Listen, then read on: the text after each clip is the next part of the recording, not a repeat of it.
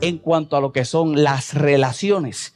Y vimos a Jesús hablando de unas relaciones en específico. No entramos en el detalle, pero se pronuncia Jesús en aquel momento que vimos en los versos hacia sus discípulos, que iban a conocer, que iban a ser sus discípulos y se amaban los unos a los otros. De la misma forma vimos cómo se expresó hacia ellos, que ya no los llamaría siervos, sino que los llamaría amigos, porque les habría dado a conocer lo que había recibido del Padre, pero inmediatamente también da una instrucción, que se amen los unos a los otros. Dicho eso, en esta mañana lo que quisiera es que miremos un amor que se extiende. El amor que nosotros recibimos de parte de Dios, también de parte de Dios recibimos la demanda de poderlo extender. Y mira lo que dice la palabra del Señor en el libro de Lucas, el capítulo 10. El verso 25 dice: y he aquí un intérprete de la ley se levantó y dijo para probarle. Un intérprete de la ley. En otras traducciones dicen un doctor de la ley. Se levanta y dice para probarle a Jesús, para probarle su enseñanza específicamente. Reconoce lo que Jesús podía hacer, refiriéndose a él como maestro. Y dice la palabra del Señor: haciendo qué cosa heredaré la vida eterna. Varias veces se pronunció cuestionamientos como estos hacia Jesús. Haciendo qué cosa heredaré la vida eterna.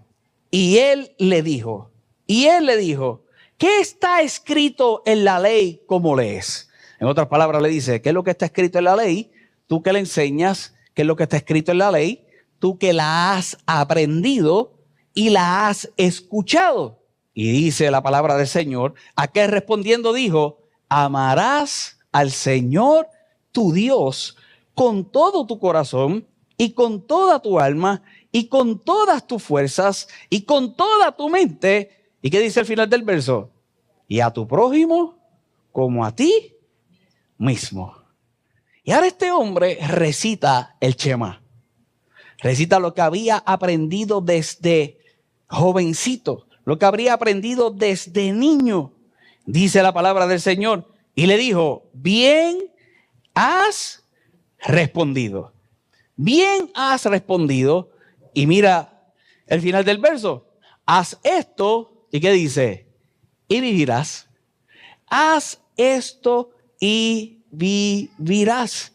Si tú viste el escrito que el doctor Marco Fabián hizo para la iglesia de lo que era el Shema, puedes considerar el hecho de que este hombre lo que estaba citando era literalmente el mandato que se había recibido de parte de Dios. Oye, Israel, Jehová nuestro Dios, Jehová uno es. En el libro de Deuteronomio, el capítulo 6, el verso 4 y el verso 5, Jehová uno es y amarás a Jehová tu Dios. Pero no se quedaba ahí. Se unía con el libro de Levíticos, cuando entonces el libro de Levíticos, el capítulo 19, el verso 18 decía, y amarás a tu prójimo como a ti mismo, siendo el Shema esta confesión central del judaísmo. Este hombre sabía lo que estaba diciendo, este hombre sabía lo que estaba recitando. Era una oración diaria que se tendría que hacer en la mañana y en la noche, en la mañana y en la noche. Era la conciencia de ese resaltar la posición que representaba a Dios en la vida del hombre. Era esa declaración de lealtad absoluta hacia Dios. Eso era lo que representaba el Shema. Eso fue lo que citó este hombre hacia Jesús. Le pregunta qué tengo que hacer y Jesús le dice, y él expresa lo que tendría que hacer. Y Jesús le dice, hace eso y vas a vivir. Era literalmente el núcleo de la identidad espiritual judía. Todos nosotros hemos aprendido que era un texto que se tendría que enseñar en esa cultura desde la niñez. En otras palabras, este hombre no estaba ajeno a lo que estaba expresando, a lo que estaba diciendo. Shema, una vez más, que lo que significa es, oye, escucha. Por eso el libro de Deuteronomio comienza de esa forma, oye Israel, acentuando el hecho de cómo se tendría que vivir. Este hombre una vez más no estaba ajeno a eso. Él sabría que se tendría que oír. Pero no solamente se tendría que oír, se tendría que obedecer, se tendría que responder hacia eso y se tendría que vivir por eso. La peculiaridad es que el intérprete no está citando una vez más algo que no conocía. Era algo que podía haber reconocido a través de toda su historia. Estaba citando lo que nosotros, si lo amarramos a la línea de pensamiento, podía ser el amor vertical. El Shema era el amor vertical, la revelación que puedo tener del mismo cielo. Amas a Dios sobre todas las cosas y después a tu prójimo como a ti mismo. Lo que podía suceder y lo que se podía poner en tela de juicio ahora sería el amor horizontal. Eso era lo que sucedía entonces en este instante. Se podía poner en tela de juicio lo que era el amor horizontal. Habría una teología, por decirlo así, correcta, pero en su vida había una aplicación incompleta. Y sobre esa aplicación incompleta es que quiero que nosotros basemos la idea del día de hoy. Cuando miras el verso 29 dice la palabra del Señor, pero él queriendo justificarse a sí mismo. Mira qué curioso, le cita la palabra, le cita lo que habría aprendido desde muy chico, tenía el conocimiento absoluto de eso, no solamente tendría conocimiento, lo tuvo que haber enseñado en sinnúmero de ocasiones, desde su hogar hasta en las plataformas donde tenía bien el poder enseñar. Y ahora la Biblia dice que este hombre busca justificación, queriendo justificarse a sí mismo, dijo a Jesús, ¿y quién es? Mi prójimo. Qué fácil es saber el verso, pero qué difícil es aplicar el verso. Y eso es lo que está sucediendo en este momento. ¿Quién es mi prójimo? Me preguntaba yo por qué surgiera esa expresión de este hombre. ¿Por qué pudiera pensar de esa forma? Este hombre responde bien, pero no quedó en paz consigo mismo. Y la pregunta debe ser, ¿por qué no quedó en paz consigo mismo? La realidad es que Jesús no lo reprende, pero Jesús lo expone. Este hombre, no quiero adelantarme al mensaje, quizás estaba buscando hasta una aprobación del mismo Jesús. Dice que estaba buscando probarle, pero este hombre tendría una aprobación a nivel social por lo que podía estar expresando. Esta gente podía buscar una aprobación literalmente del mismo cielo, pero no solamente del mismo cielo. Esta gente constantemente buscaba la aprobación de los demás, buscaba la aprobación social. Y ahora pregúntate si la paz que este hombre ahora no tiene se debía completamente a eso. Jesús lo había expuesto. Él no lo acusó con paz, pero lo confrontó con la verdad. Y siempre la verdad en nuestra vida tendrá ese efecto. ¿Conoces la palabra? La pregunta que debes de hacerte todos los días de tu vida es si vives por ella. Si vivimos por ella. En las diferentes áreas de nuestra vida, si vivimos por ella. Cuando nosotros miramos el texto, no dice que este hombre quería aprender más. Este hombre quería justificarse. Como te decía hace un rato, en el contexto rabínico, el justificarse lo que implicaba era declararse correcto delante de Dios, pero no solamente delante de Dios, declararse correcto delante de los hombres. Ahora este hombre lo que siente es la presión, el peso de lo práctico del mandamiento. Ahora yo me imagino a este hombre preguntándose, lo conozco, pero lo vivo. Y habría un contexto por el cual se podía vivir. Este hombre sabría que no era saber amar, que no era definir amar. Y eso es lo que yo quiero hablarte en el día de hoy, que no es meramente el saber amar, no es meramente el definir amar, no es meramente el enseñar a amar, es que había que hacerlo, ¿Quién es mi prójimo? ¿Quién es mi prójimo? Definiendo específicamente y a nivel cultural donde este hombre se encontraba, cuáles serían los límites. Porque fácil es amar a los que nosotros queremos, aunque lo que nosotros queremos de vez en cuando nos sacan por el techo. Pero como quiera, lo tienes que volver a amar. ¿Cuántas veces habrá utilizado esta expresión? Es que hay que amarlo. Para tolerar y para mantenerte es que hay que amarlo. Yo uso una que no la voy a decir con mi hija. La digo. Yo le digo, si fuera fea. No digo el gesto. Pero este hombre lo que hacía era tratar de poder limitar el alcance para saber si pasaba la prueba. ¿Quién es entonces el prójimo? Me pregunto si habrá recibido de parte de Jesús y reconocer de parte de Jesús el que Jesús podía conocer aún lo más íntimo de su corazón. Y si en la práctica, más allá de lo que podía decir y enseñar, lo estaba viviendo, sintió una vez más el peso práctico.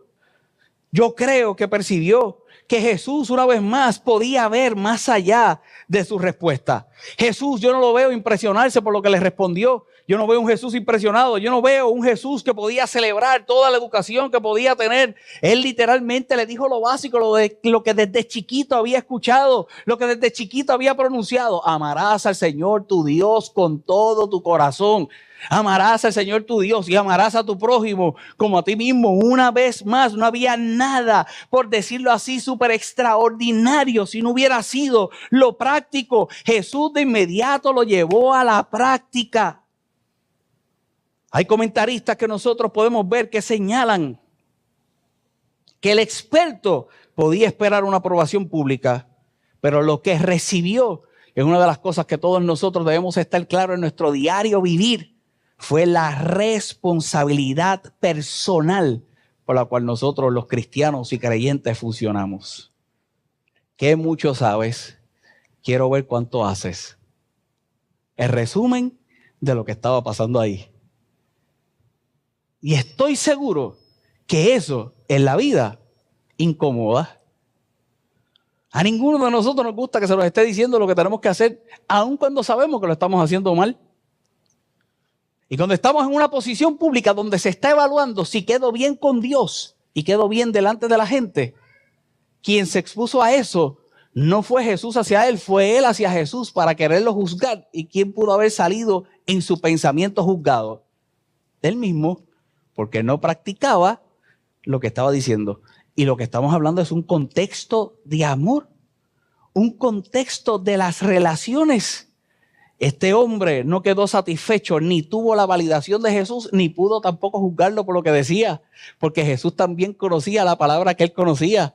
La diferencia entre Jesús y aquel hombre es que Jesús no solamente la conocía, Jesús la vivía, y no solamente la vivía, la estaba enseñando a vivir correctamente.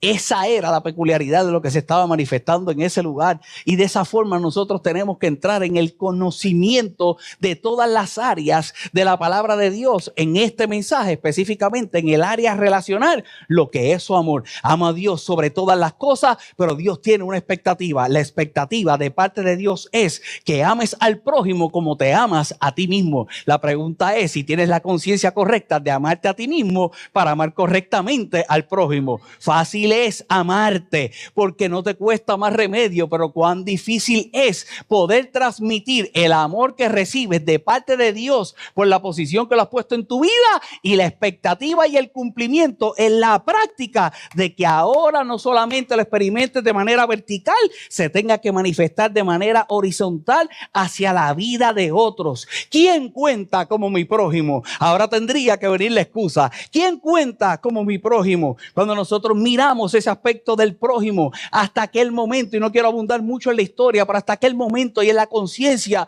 de este hombre quizás no estaba de todo mal. Pastor, ¿por qué no estaba de todo mal? Porque se refería el prójimo a los judíos fieles. Se refería el prójimo a aquellos que éramos miembros del mismo pacto. Se refería el prójimo a personas que eran del mismo pueblo. La pregunta no era inocente. La pregunta lo que buscaba era establecer los límites. Si me dejo llevar por lo que he aprendido, si yo amo al judío, estoy bien. Si yo amo a aquel que está en el mismo pacto que yo estoy bien. bien. Y Jesús ahora comienza a trascender en el aspecto relacional para que entonces se manifestara correctamente el amor de Dios recibido en el hombre, ahora en la aplicación una vez más hacia los demás, desde el límite, desde preguntar quizás cuál es mi círculo social y a quién verdaderamente debo amar. Ahora Jesús lo expande para todo el mundo, pero no solamente para todo el mundo, en el contexto histórico en el cual esta gente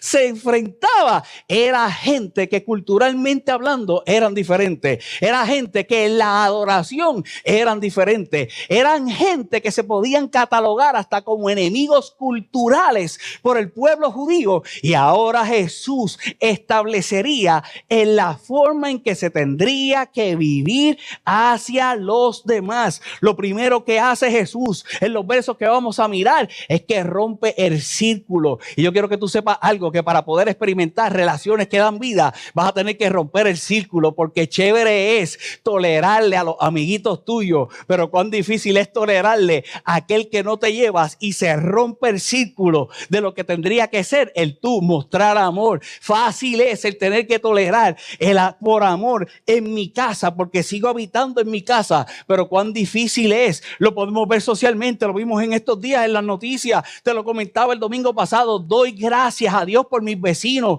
pero cuando llega el vecino que es candela, podrás tolerar, podrás evitar. Cuando llega el vecino que es candela, y yo espero en el Señor que tú no seas la candela, que seas tú el que toleras, que seas tú el que ama, que seas tú el reflexivo, que seas tú el que haga todo lo posible para evitar la tragedia que estuvimos viendo hace una semana, que es difícil, dificilísimo, que nos cansamos. No te estoy hablando de no ser verdad, de no ir a la justicia, de no hacer lo que tienes que hacer. Te estoy hablando que si de alguien se espera que se hubiera metido a la marquesina, o que si alguien se espera que no estuviera gritando improperio, es de una persona que reconoce que ama al Señor su Dios sobre todas las cosas, pero que tiene un amor propio, y el amor propio lo manifiesta al prójimo, no importando que no pertenezca de su circulito. Difícil. ¿Qué puedo hacer? Siempre, y te lo he mencionado anteriormente, en el aspecto relacional, y cuando no estás dispuesto a brindar, y escucha bien, porque yo creo que esto es lo más importante que debes de percibir con toda la serie de pensamientos, a brindarle el amor que tú recibes de parte de Dios. Porque la congruencia siempre estará en cuánto amor recibiste de parte de Dios. Y si tú no has sabido darle valor al amor que has recibido de Dios, no tiene tanto valor como para poderlo brindar. Y por el amor que has recibido de Dios, en su misericordia, en su gracia, aquello que te alcanzó, créeme cuando te digo que no sabes el valor de lo que tú estás dando. Si grande fue el perdón que recibiste en la cruz de aquel que es capaz de borrar todos tus pecados y aún los que vas a cometer, y tú sabes cuán bueno o malo ha sido. Si no sabes darle valor, jamás lo vas a echar hacia adelante de la manera correcta.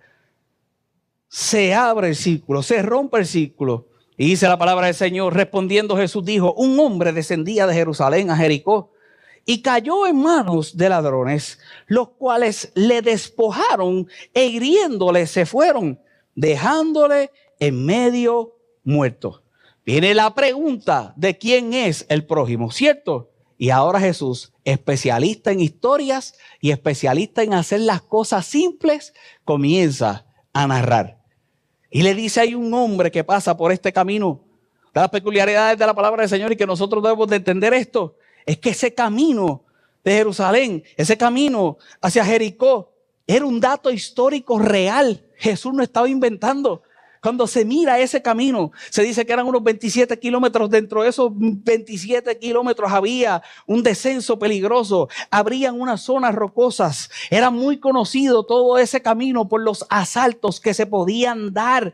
Era llamado, se dice a través de la historia, que aquel lugar era llamado el camino de sangre. No era un escenario simbólico lo que estaba utilizando Jesús. Eran términos que la gente conocía. Tú y yo no lo conocíamos. conocemos. Y por eso yo traigo todo esto, para que tú le des el valor correspondiente a lo que estamos aprendiendo. Jesús comienza a utilizar un ejemplo de algo que podía pasar allí. No era un escenario simbólico inventado, era una ruta peligrosa conocida por la audiencia. La audiencia sabía que eso pasaba allí. La audiencia sabía que había un riesgo de que todo esto que se iba a citar pasaba. De la misma forma tú reconoces a nivel social, de la misma forma tú reconoces a nivel de cómo tú te manejas allá afuera, las cosas que verdaderamente pasan, las cosas que verdaderamente pasan, que exigen algo de ti, y lo que exige de parte de Dios hacia ti es lo que yo quiero que veamos en el día de hoy. Y dice el verso 31, y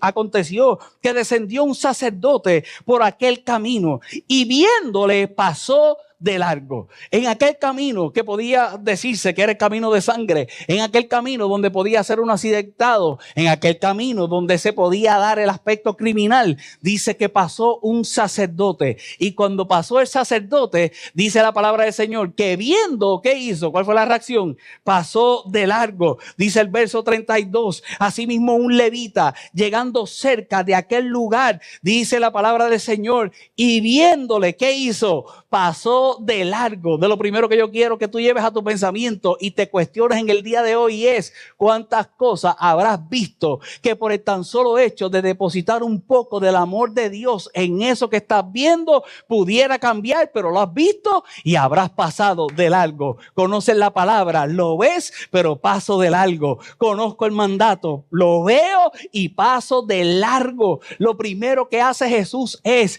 que comienza a hablar en el lenguaje de este hombre, pero no solamente en el lenguaje de este hombre, sino en el lenguaje que reconocerían todos los que estaban a su alrededor. Cuando nosotros miramos la cultura judía, los judíos en general podían provenir, ¿verdad? Y se puede decir que estas generaciones eran descendientes de lo que podía ser el sacerdocio de Aarón. Y no solamente el sacerdocio de Aarón, nosotros podíamos ver cómo eran descendientes de la tribu de Leví, y aquellos levitas era una función grande. Pero inmediatamente después que surgen estas dos personas y estos dos tipos de personas, que podían tener descendencia, los sacerdotes y los levitas, se supone que se considerarían ahora a los hijos de Jacob. Pastor, ¿quién eran los hijos de Jacob? El pueblo de Israel, cualquier judío. Y yo me imagino que esta gente, mientras estaba Jesús en la narrativa, lo que estaban esperando era la instrucción que ahora se le daría al ciudadano común y corriente,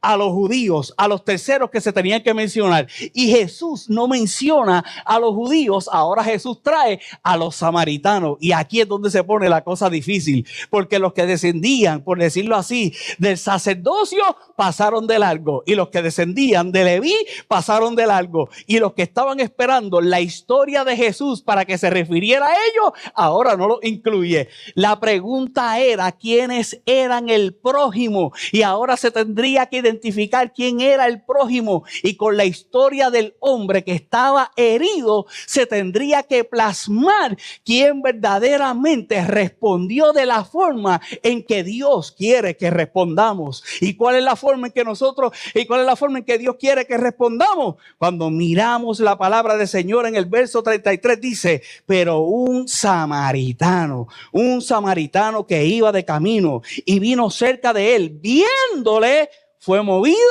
a misericordia. Viéndole, fue movido a misericordia. Lo que se esperaba era sacerdote, levita, un judío común, y lo que Jesús plasma es sacerdote, levita y un samaritano. Esa expresión, pasar de largo, a lo que se refiere definitivamente es desviarse deliberadamente al otro lado. Esta gente que se supone que fueran los que se acercaran con intención, se desviaron al otro lado. Siempre es más fácil en contextos relacionales y en contextos en la relación que tú vas a tener que mostrar el amor de Dios, el hacerte el loco en buen puertorriqueño y desviarte a otro lado.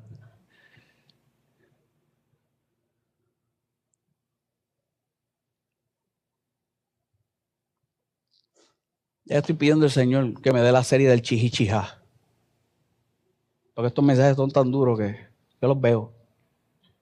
Bueno, por la luz apagada no los veo bien, pero pues, en mayo viene el chichichija, tranquilo todo el mundo. Chichichija es, tú puedes, prospera, y estás todo chavo, pero yo sigo aquí, prospera, métele. ¿De qué te vale echar para adelante? Y cuando eches para adelante te dejas allá afuera, en todos los niveles de relaciones, con los problemas que te vas a dar y no hayas aprendido el amor de Dios. El amor de Dios que se extiende. Amén. Eso es lo que yo te estoy hablando en el día de hoy. El problema no era la ignorancia. El problema era la respuesta. Aquel hombre estaba herido y necesitaba ayuda. La respuesta que tiene el samaritano, esa expresión que fue movido a misericordia, cuando nosotros miramos ese verbo en el griego, a lo que se está refiriendo es una conmoción interior profunda. Y yo te pregunto en el día de hoy, ¿qué te habrá hecho sentir esa conmoción en el interior profunda? ¿Cuándo has tenido ese dolor profundo por la vida de alguien? ¿Cuándo has tenido ese dolor profundo por las almas que se pierden? Yo te pregunto, ¿cuándo ha sido que has tenido el dolor profundo por aquel que las heridas que le ha traído el camino de la vida habrá tenido y que dentro de tu ser lo habrás podido sentir? Se movió en misericordia, una expresión muy utilizada por el mismo Jesús. Jesús, sintiéndolo cuando miró las multitudes y tuvo de ellas misericordia. Se expresa en un momento dado refiriéndose a que estaban como ovejas que no tenían un pastor.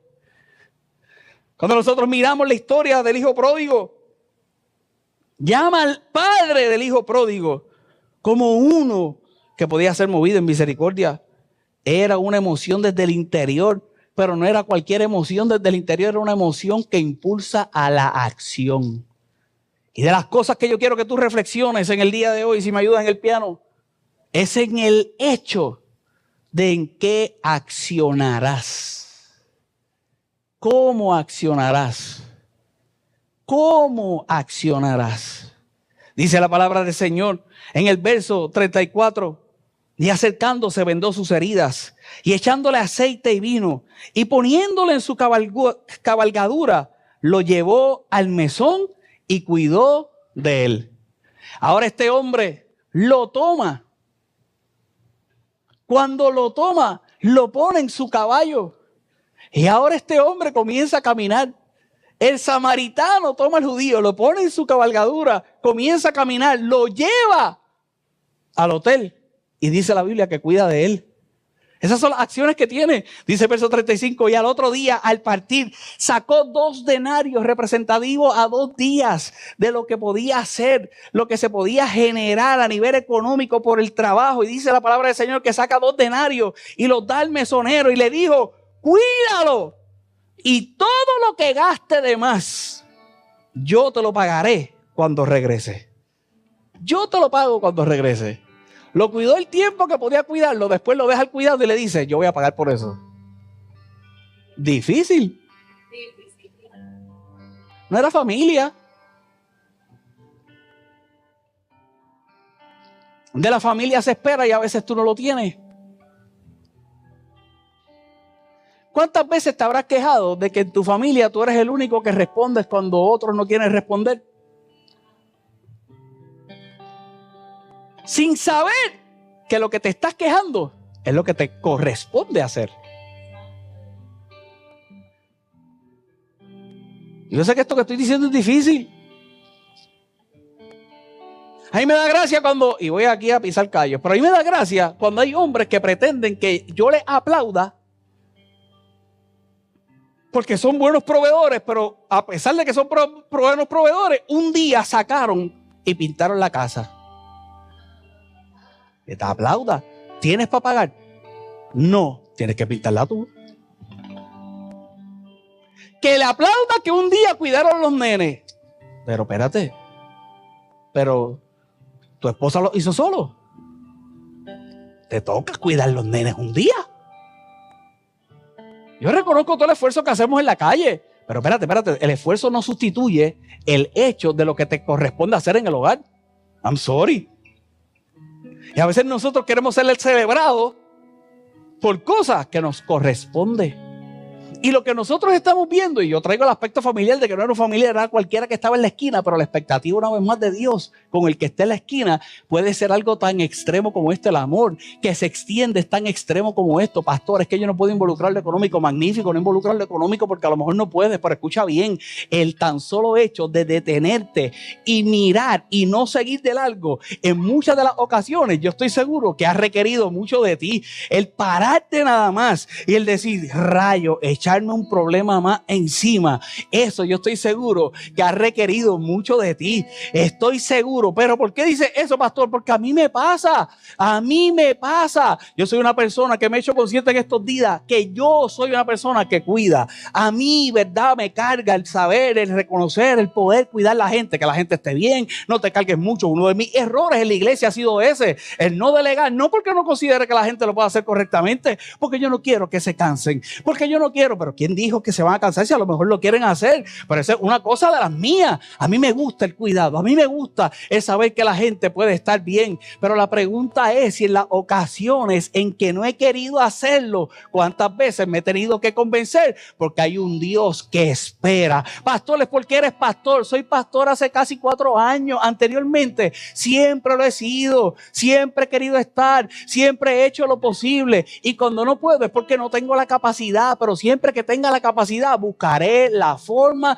de hacer lo que tengo que hacer. Pastor, ¿y qué es lo que tienes que hacer? Cogerlo de la esquina, montarlo en el caballo, llevarlo a un lugar seguro, tratarlo de poderlo curar lo mejor posible. Y de la misma forma en que he recibido el amor de Dios en mi vida, que yo creo que por eso es que soy como soy, de la misma forma es poderlo brindar a otros. Y eso es lo que yo quiero que tú reconozcas en el día de hoy, que puede ser extremo en algunas ocasiones, pero así de extremo es el amor que se extiende y el amor que da vida a otro. La vida se necesita cuando se falta de ella.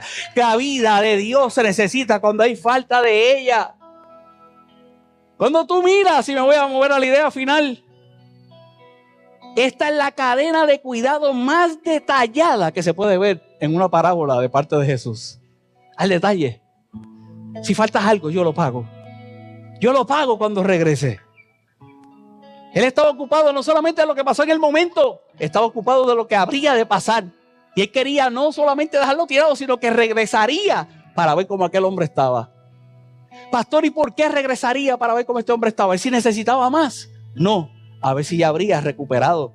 Porque siempre que tú te involucras con el amor de Dios en esa relación que tú quieres dar vida, tú no te involucras en el hecho de cuánto más tienes que estar dando, te involucras en el hecho de que lo que diste provocó la recuperación que solamente puede traer la vida de Dios en la vida de los hombres. El problema de nosotros es que no queremos amar de esta forma por el tan solo hecho que voy a considerar que ahora yo soy el responsable y tengo que regresar para seguir cuidando. No regresas para seguir cuidando, regresas para saber que aquel se ha recuperado. Y esa es la expectativa que yo quiero que tú tengas del amor que te estoy hablando. Es un amor que provoca recuperación. Es un amor que tú estás en un momento dado, pero cuando estás en un momento dado y lo brindas de la manera correcta, ahora lo que trae es vida, es recuperación, es transformación. Es que no tienes que estar día tras día, día tras día, día tras día, día tras día, día tras día. Es el amor que tú haces y provoca que puedan conocer de parte de Dios, porque Dios es el que está día tras día, día tras día, día tras día, día tras día. Tú lo das a conocer, regresas y ves el cambio y ahora buscas que la transformación sea de continuo. Yo le he dicho, a mí tú me vienes con el problema 1, 2, 3 veces. Cuando lo repites la 4ª vez yo te voy a decir, no, espérate, ¿qué estamos haciendo? Es el mismo lío siempre. Algo hay que hacer. Porque si te levantaste de la esquina donde estabas herido, no es para volver a ella. Tiene que haber la recuperación. Inmediatamente después de esto, y con esto concluye, dice la palabra del Señor, que Jesús pregunta, ¿quién pues de estos 3 te parece que fue el prójimo del que cayó en manos de los ladrones? Y el verso 37 dice la palabra del Señor, y mira qué curioso. Y él dijo, el que usó misericordia de él.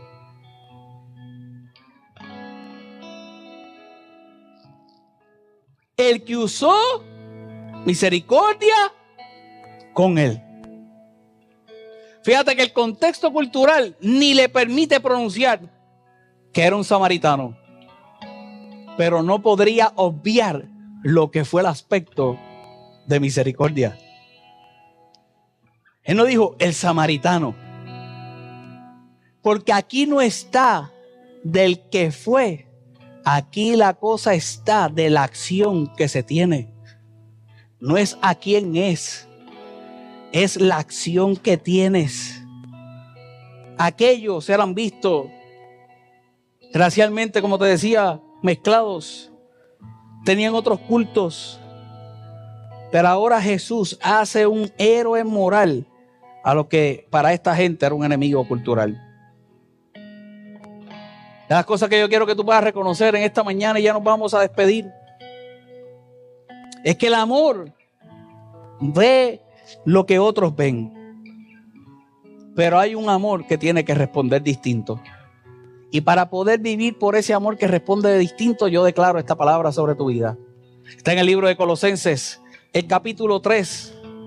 Si vas a ir rápido, la palabra del Señor dice, en el libro de Colosenses, el capítulo 3, el verso 12, vestíos pues como escogidos de Dios, santos y amados. Vístete como un escogido de Dios.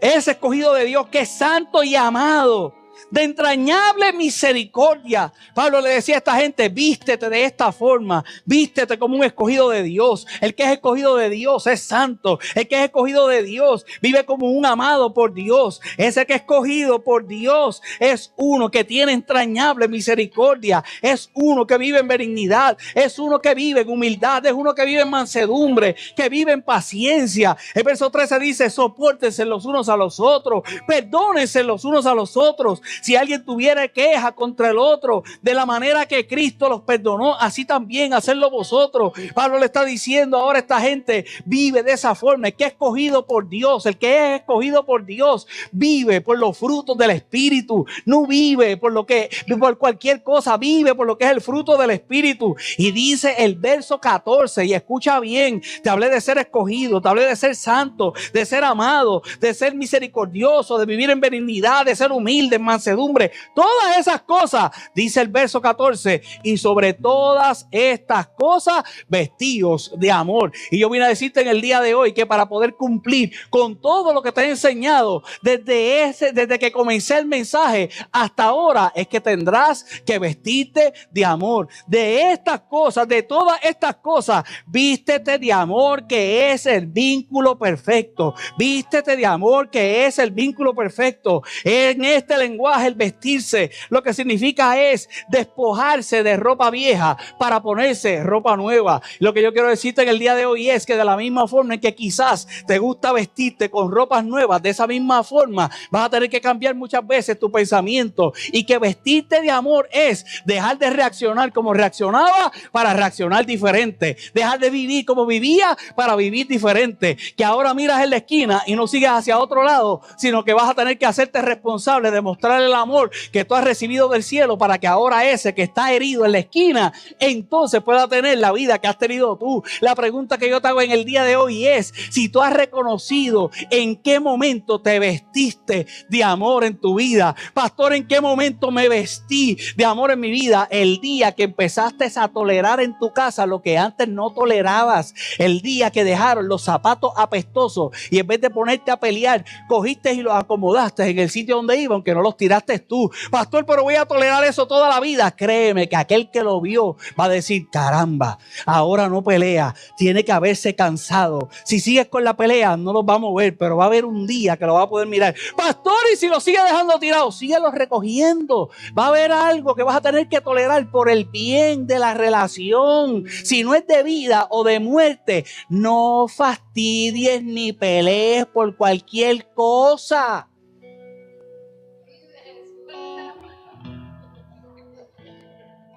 Decide.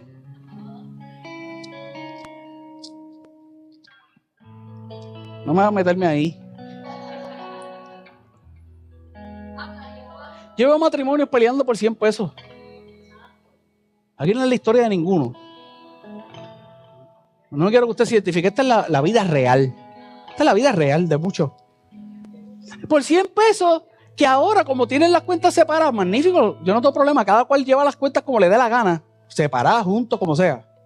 Pero a este le falta ahora 100 pesos para lo que el hijo o la hija necesita.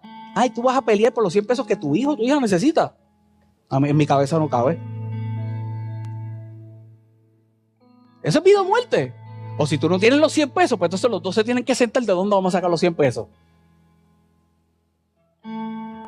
¿O no vivimos bajo el mismo techo? Volvemos, usted administra como usted quiera. Yo no le estoy diciendo cómo administrar. Lo que estoy diciendo es que te acuestas aborrecido, que peleas con el que tienes al lado tuyo, que la pelea trasciende para que uno de los dos sea el que esté en la esquina tirado. Y yo miro por otro lado y te dejo tirado con el que duermes por la noche.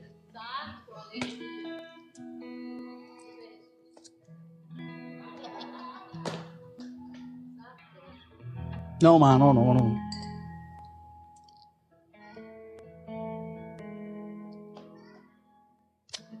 Tienes que quitarte la ropa vieja y ponerte la nueva. Tienes que vivir por el vínculo perfecto. Y el vínculo perfecto, cuando miras esa palabra en el original, es algo que une. Se utiliza la palabra como algo que sujeta. No me voy a quitar la correa que tengo puesta porque se me cae el pantalón. Pero por no quitármela es que todavía el pantalón está puesto, ¿cierto? Porque sujeta. Ese amor que está hablando ahí es el amor que sujeta. Tiene que haber alguien en la relación que sujete. Tiene que haber uno que sujete. Volvemos y lo aclaro aquí una vez más porque siempre yo no voy a hacer la excusa de nadie. Voy a ir a la cámara, no aquí. Pero el pastor no es la excusa de nadie para que en la casa suya usted vaya con la poca vergüenza que tiene de decir, ¿ves que el pastor dijo que tienes que sujetar? Que tienes que aguantar. No, espérate. La patada por fundido, si hay que dártela, te la dan. Porque hay cosas extremas. Yo no estoy hablando de eso, no estoy hablando de justificación de cosas extremas. Estoy hablando de las tonteras que a veces se dan en nuestras relaciones. Y olvídate del matrimonio nada más. Por eso yo no he querido que esto sea los matrimonios nada más. Si escuchas los mensajes los miércoles, muchachos. Esto es de las relaciones. No me prestó 100 pesos. Tienes los 100 pesos para prestárselo, préstaselo. Y métete en la cabeza que nunca te lo van a devolver. No te los van a devolver. Sí. Y si quieres seguir siendo amigo de esa persona, sabes que no te los va a devolver, nunca te los va a devolver. 100 para 150. Ni los 100 ni los 150 vas a tener. ¿Prefieres la amistad? Pues tú sabes. Y yo, las veces que a mí me ha tocado, yo lo digo, mira, si no puedo, también, porque pues, está claro que conserva amistades. Mira, papito, no puedo. Si puedo, mira, te lo estoy dando. Yo espero una responsabilidad de parte de tuya. Y parte de la integridad de la relación es tu responsabilidad. Pero en mi mente, una siembra. Pensando que sea tierra fértil, que no bote mi semilla. Estoy explicando. Difícil. No es dificilísimo. Es dificilísimo. Pero yo le pido al Señor que pueda vivir por eso. En el nombre de Jesús. Y que una vez más, seas de las relaciones que den vida. Dale un fuerte aplauso al Señor. Ponte de pie. No llevemos esto solamente al contexto material.